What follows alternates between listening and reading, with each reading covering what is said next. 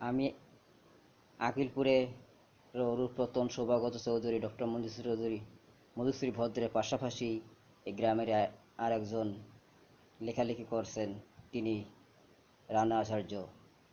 তার একটি প্রবন্ধ নূতন সমাজের প্রত্যাশায় আমি সুমন বিপ্লব আপনাদের পড়ে শোনাব। রাতের অন্ধকারে ঘুমের ঘরে হঠাৎ চমকে ওঠে আমার মন, কি যে একটা সুগন্ধ, মনে পড়ে যায় আমার ক্ষুদ্র অন্তরের ফুটন্ত গোলাপের কথা।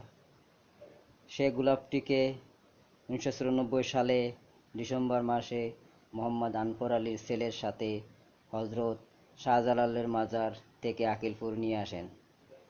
যার নাম কলম সৈনিক সুমন বিপ্লব। তার কথা জানতে পেরে আমার ছেলেকে প্রাইভেট পড়ানোর জন্য বললে চলে আসেন আমাদের বাড়িতে পড়ানোর শুরু করে। তারপর তার সাথে কথা বলতে ভালো লাগে। এরপর তিনি আমাদের গ্রামে একটি পাঠাগার সাজিয়ে তোলেন। তাই আমিও কিছু কিছু লেখার ভাবনা করি, কিন্তু ঝামেলার জন্য পারি না।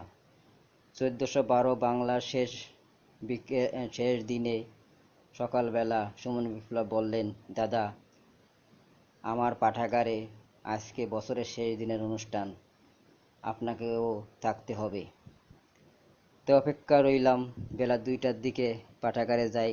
গিয়ে দেখতে পাই শিক্ষক মোহাম্মদ আখলাক হোসেন, গীতিকার ও নাট্যকার সরোয়ার হোসেন চেরাগ, উপদেষ্টা হাজী তহির আলী, সাবেক প্রভাষক এ.বি.এম মুনিব, প্রতিভা ডাকের সম্পাদক মণ্ডলীর সভাপতি কবি ফয়সাল আহমেদ, ভাইস প্রিন্সিপাল আখতার হোসেন, সন্ধ্যারানী আচার্য, বাদল আচার্য, শিল্পী শান্তা বর্ধন, আকবর হোসেন, সুয়েল, রফিক, আহমদ রনি, আকাশ বৈষ্ণব, খালেদ আহমেদ, আবু তাহের, শাহেদ আহমেদ, আবদুল্লাহ কয়েস আর অনেকে ছিলেন। বছরের শেষ দিনের বিকেলে ডক্টর মনুশ্রী একাডেমির তে আমরা সবাই মিলিত হয়ে আমরা মানুষ অন্ধকার থেকে আলোর দিকে কিভাবে যেতে পারি এই নিয়ে আলোচনা ও পাঠাগার কি করে সুমন বিপ্লবের চেষ্টার সাথে আমরাও আসতে পারি, নতুন সূর্যের মতো আলো কি করে ছড়াতে পারি সমাজটাকে, সেটাই আমার চেষ্টা।